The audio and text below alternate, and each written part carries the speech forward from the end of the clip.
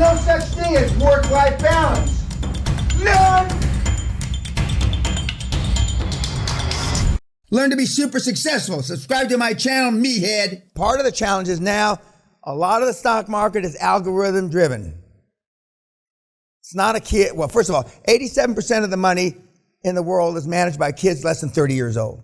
That's bad because they've never seen a down market.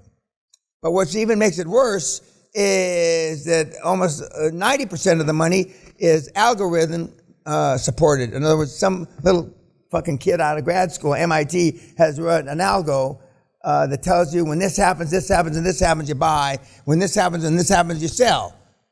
And so and if you get what's called whiplashed in an algo trade, I mean, you can lose 5 or 10 or 15% of your market capitalization and your share price in minutes. But you're bored. Well, know all this. And don't pretend to know it.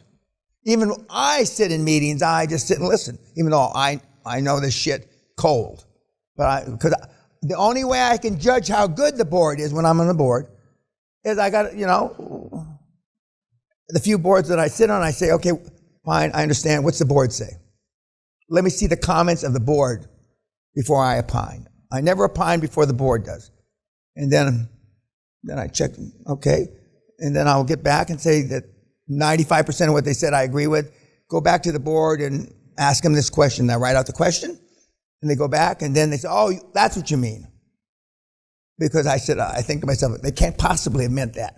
That means you asked them the right question the wrong way.